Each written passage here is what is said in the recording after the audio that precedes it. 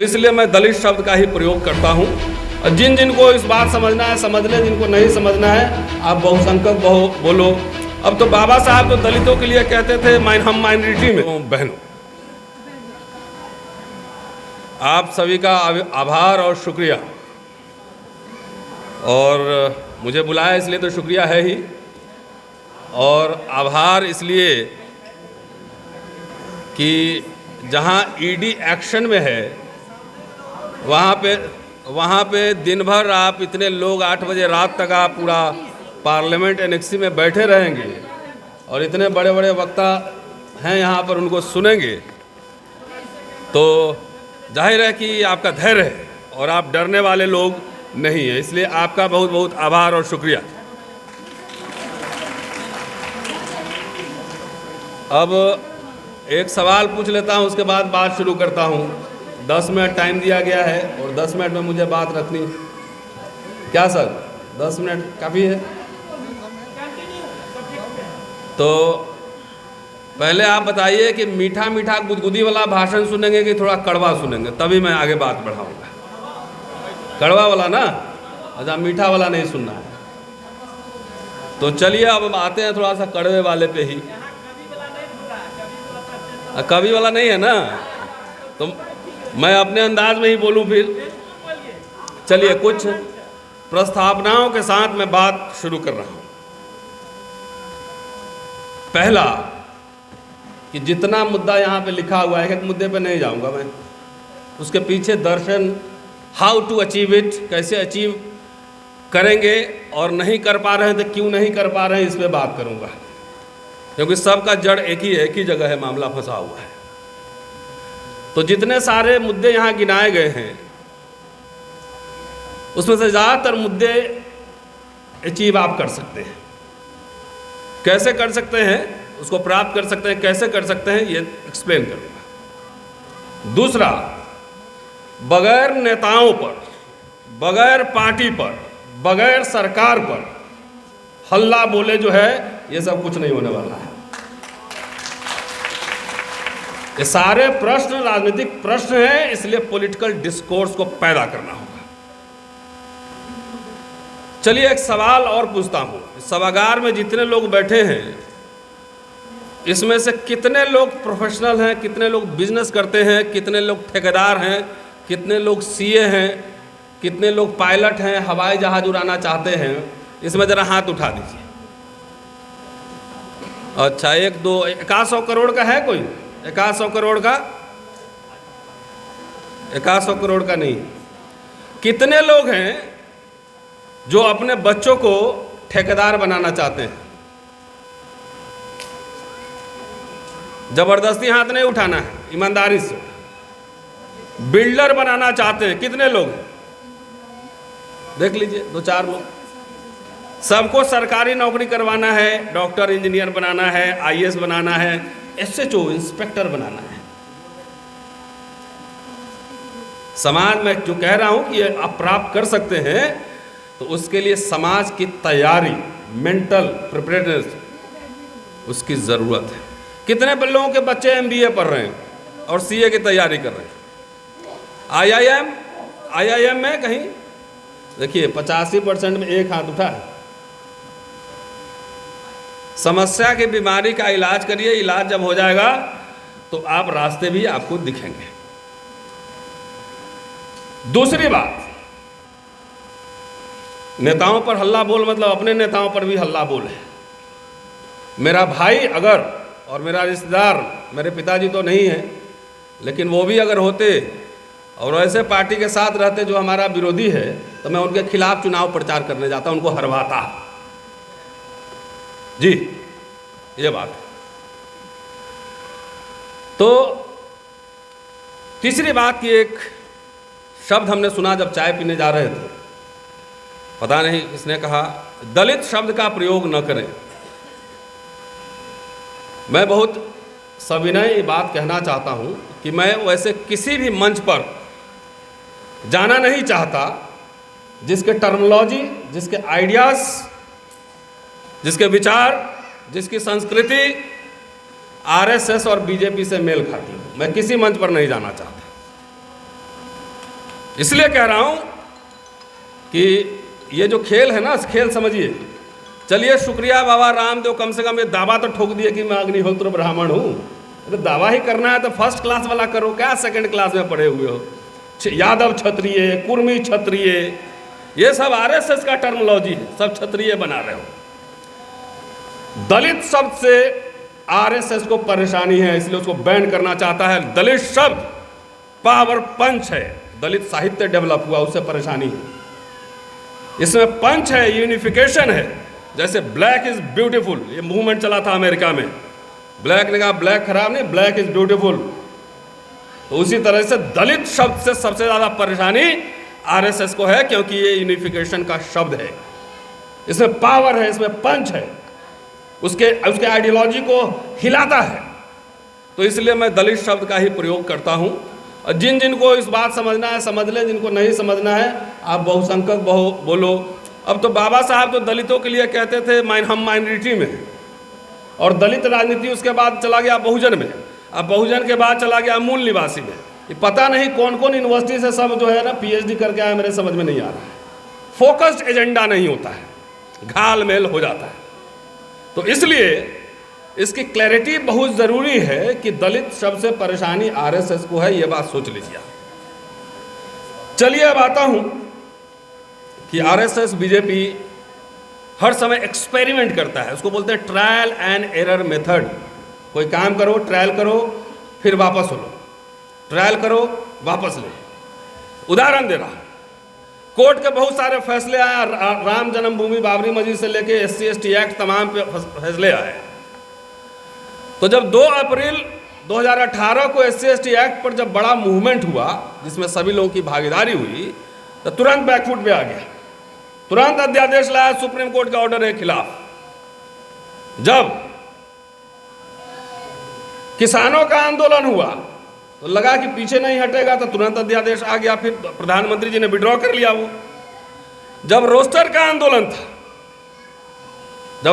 आंदोलन था, तो उस समय भी जब देखा कि लोग सड़क पे उतर गए हैं, सड़कों पे उतरे थे आप लोग, आपको याद नहीं होगा तो मैं याद दिलवाता हूं। 13 पॉइंट रोस्टर के खिलाफ हम लोगों ने आंदोलन किया था। तो जब देखा कि सड़क पर उतर गए हैं, दलित बैकवर्ड सब वोट नहीं देगा, तो तुरंत फिर अध्यादेश लाके सुप्रीम कोर्ट के निर्णय को वापस कर दिया। तो एक्सपेरिमेंट करता है, ट्रायल एंड एरर मेथड, और उसमें से ज्यादातर वक्त हम और हमारे नेता ट्रैप में आ जाते हैं। अब कैसे एग्जांपल दे रहा हूं, एक और अभी जो है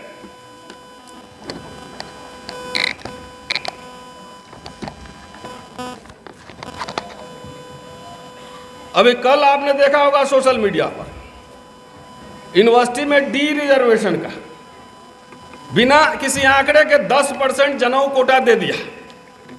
आप उसके खिलाफ सड़क पे नहीं उतरे, आप लोगों को मतलब नहीं है ना, मतलब नहीं है। उसके खिलाफ नेता भी नहीं बोले, हमारे नेता भी दोनों हाथ ऐसे पसारे स्वागत कर रहे थे, मैं नहीं कर रहा था, हम लोग नहीं कर रहे थे। आपके बच्चे पहले जनरेशन यूनिवर्सिटी में आ रहे हैं और कह रहे हैं कि डी रिजर्वेशन होगा। जब कल सोशल मीडिया पे हंगामा हुआ तो रात में नोटिफिकेशन आ रहा है कि ऐसा कुछ भी नहीं है। वो भी एक्सपेरिमेंट कर रहा था कि अगर हल्ला कर रहा है कि नहीं करता है तो लागू कर देंगे। हल्ला हुआ, सोशल मीडिया पर हुआ, तब जाके रात में नोटिफिकेशन आया। मेरे कॉलेज में, मैं हिंदू कॉलेज में पढ़ाता हूं और मैं दावे के साथ कह रहा हूं मैं नौकरी रिजाइन कर दूंगा। यहां पे मेरे बायोडाटा को उठा लो और मेरे प्रिंसिपल के बायोडाटा को उठा लो और कंपेयर कर लो कि उसके फर्जी है कि मेरे फर्जी है। अगर मेरे से बेहतर बायोडाटा होगा तो मैं नौकरी रिजाइन कर दूंगा। ओपन खुली चुनौती है। आज उदित राज जी ने प्रेस कॉन्फ्रेंस किया था कांग्रेस हेडक्वार्टर में और मेरा ही रेफरेंस दिया कि जो आदमी 11 किताबें पब्लिश कर चुका है, हमारे कॉलेज में कोई प्रोफेसर नहीं, मैं ही एलिजिबल था, एक SC/ST OBC सब मिला के, अब मुझे 5 साल से रोका हुआ है, एक भी प्रोफेसर नहीं है।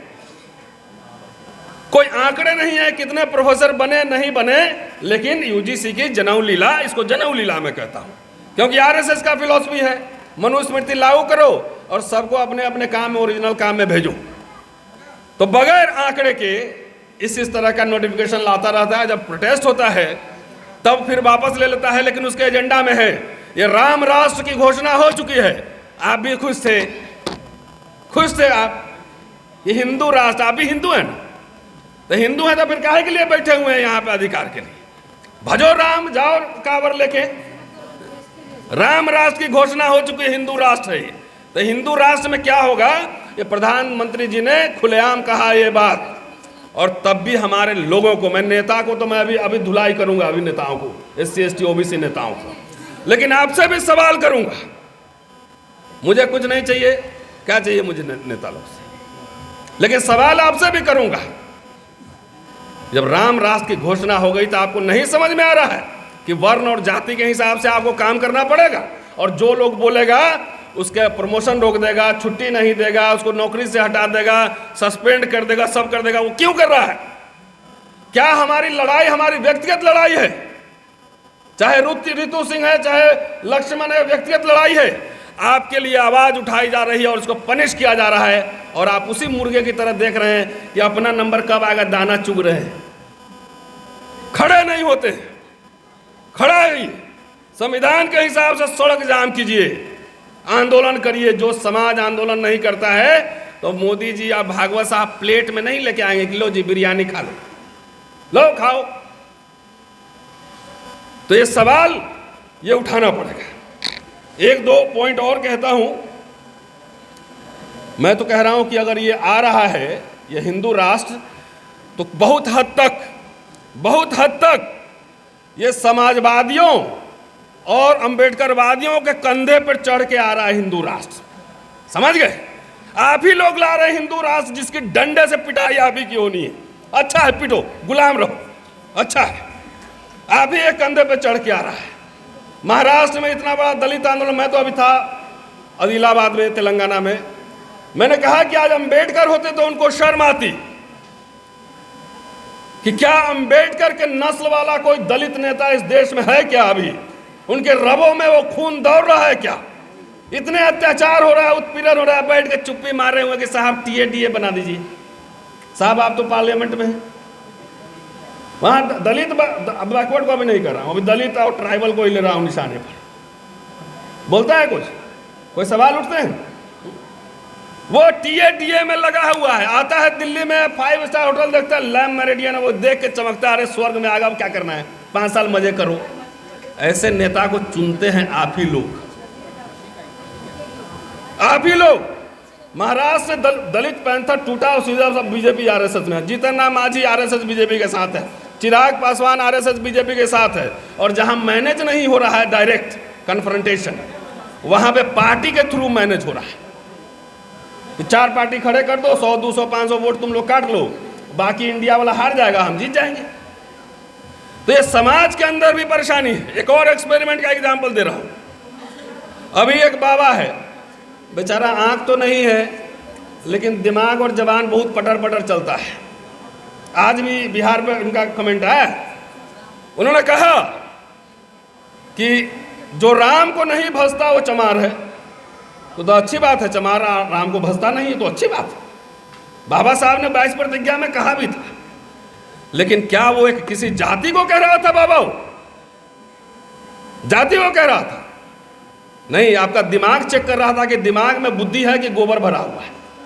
बहुसंख्यक कैसी हो जाएगा?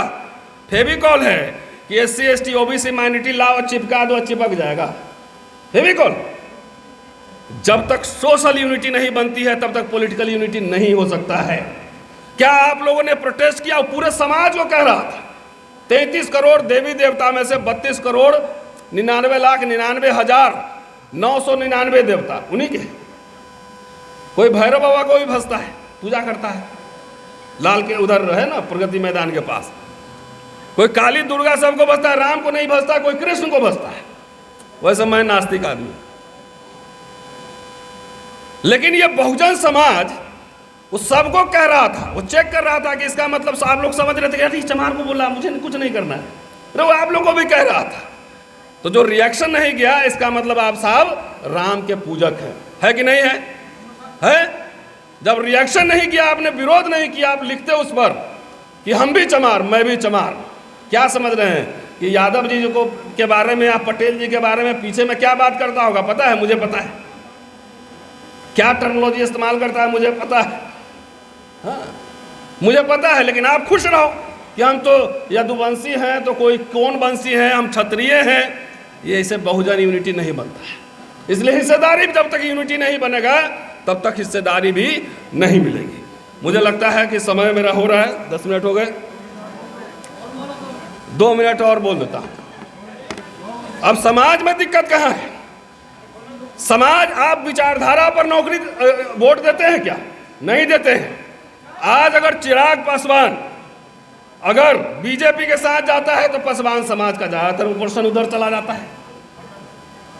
आज नीतीश कुमार जी पलटी मार दिए, फिर छठी बार पलटी, छठी बार, तो वो उधर से ज्यादा समाज फिर चला जाएगा। जय जय। अरे भाई, आपके ऊपर भी, आपके क्रेडेंशियल पे भी डाउट है, खाली नेता के क्रेडेंशियल पे डाउट नहीं है। वो समझ लेता है कि इसका समाज ही ऐसा है, पलटी मार है। तो मेरा प्रस्ताव है कि वाकई आप ये बताओ मुझे, मंडल कमीशन में बात करो। SC ST का तो बेचारा पहले से सबसे दबा कुचला समाज था, कभी आप भी पीट लेते हो, कभी आप भी गाली दे लेते हो, तो उसको थोड़ा सा स्पेस मिला, मिडिल क्लास बना। OBC का आरक्षण, VP सिंह मंडल कमीशन, अरे भाई थोड़ा ठहर जाइए सर, VP सिंह ने लाया, और दूसरा मंडल कमीशन लाए अर्जुन सिंह। HRD मिनिस्टर हम लोग मिलते थे, मैं सूरज मंडल, और पूरा मूवमेंट सेकंड कहाँ गया? सुधांशु, उस समय बच्चा था, ही लोग स्टूडेंट था शायद, और लड़ा, अर्जुन सिंह से मिला, लड़ा, मंडल 2 लाओ, तब आपको आया। आप मुझे बता दो, खाली एक बात का जवाब दे दो, फिर नौकरी रिजाइन कर दूंगा अगर जवाब दे दिए तो। क्या इस मोदी सरकार ने SC ST OBC के लिए कोई कमीशन बैठाया है क्या? बैठाया है? आरक्षण कहीं बढ़ाया है कि खत्म किया है? खत्म किया है? और तब भी अगर नीतीश कुमार चले जाते हैं NDA के साथ, आप भी जय जय करते, हुले हुले करके उसके पीछे चल जाते हो NDA में, तो पहले तय कर लो कि पिछड़ा हो कि क्षत्रिय हो। क्षत्रिय हो तो उधर ही चले जाओ। वैसे कुछ क्षत्रिय ठीक है, दोस्त है भाई, सामाजिक न्याय की लड़ाई लड़ते हैं, अर्जुन सिंह VP सिंह दोनों उसमें से थे। तो तय करो ना आप, क्योंकि गुलाम वो नहीं, गुलाम हमारा समाज है। अगर आप समझते हो कि बीजेपी और NDA हमारा भला कर रहा है और हमारा नेता चला गया जीतन राम मांझी या चिराग पासवान या अठावले बीजेपी के साथ चला गया, वो अच्छा भला कर रहा है, आप जा रहे हो, तो इसके लिए जिम्मेदार कौन है? चाहे कोई बीजेपी के साथ यादव चला जा रहा है, उसके पीछे आप भी चले जा रहे हो, तो बेईमान कौन है? आप है बेईमान।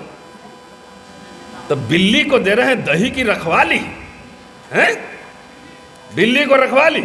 जब वोट आएगा तो हम हिंदू हैं, हिंदू नाम पे वोट दूंगा। ऐसे नेताओं का आज एक प्रस्ताव दे रहा हूं।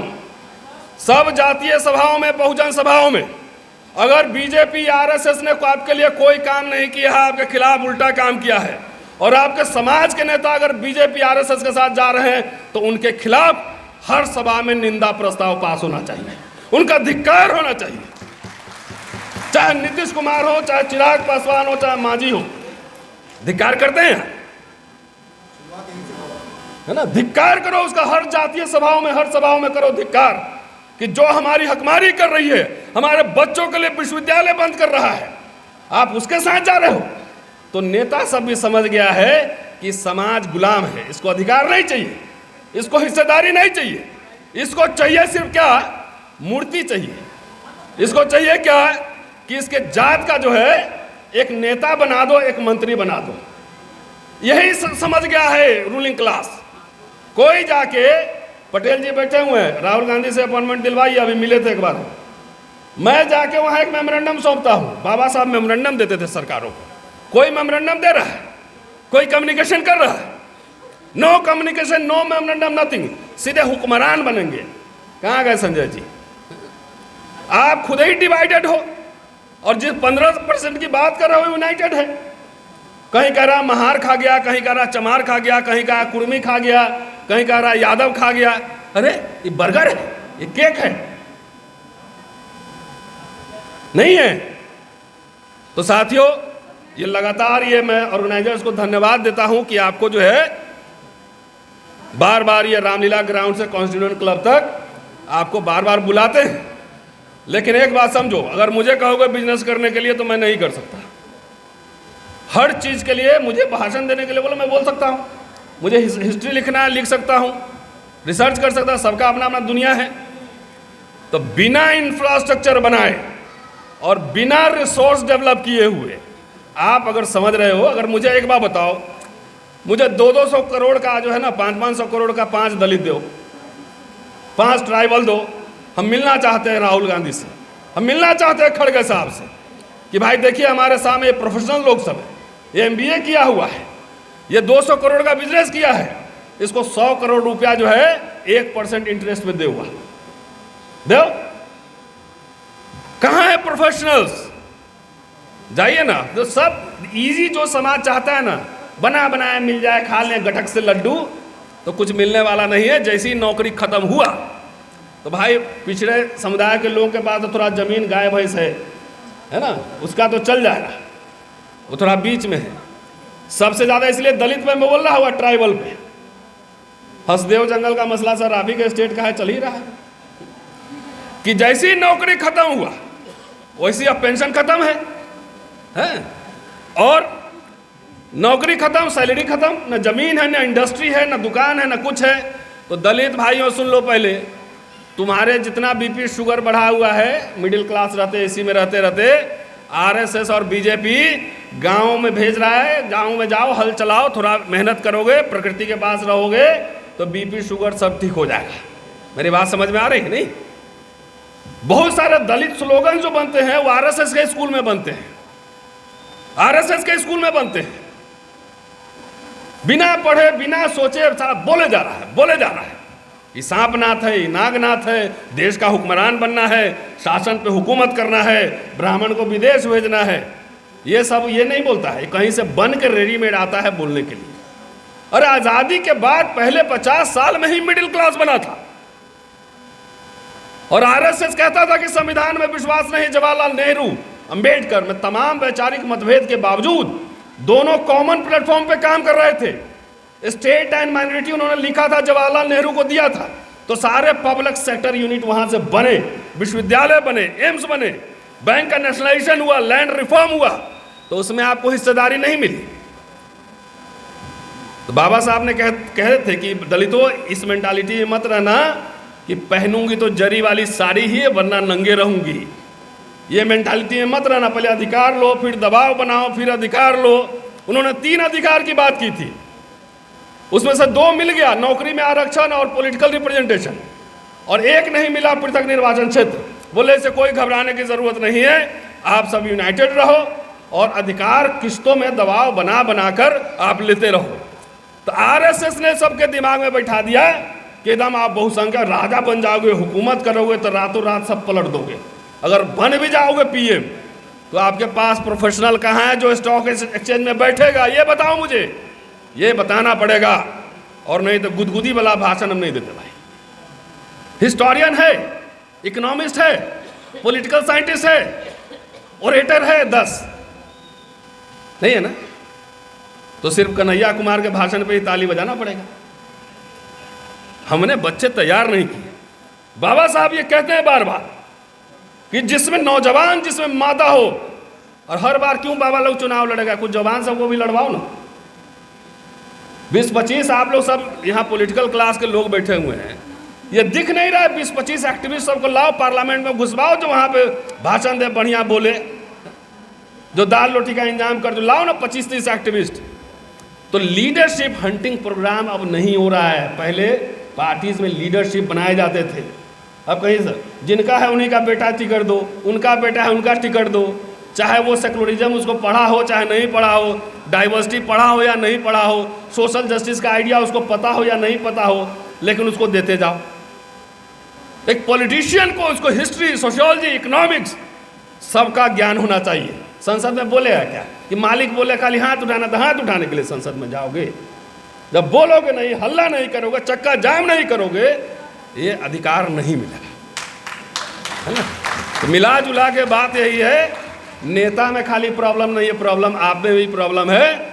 जब आपको आर पार इंडिया बनाम एनडीए है, तो कुछ तो कांग्रेस लार्जेस्ट में थोड़ा डिस्काउंट देती रहती थी, लार्जेस्ट में थोड़ा सा ठीक है, दे दो डिस्काउंट।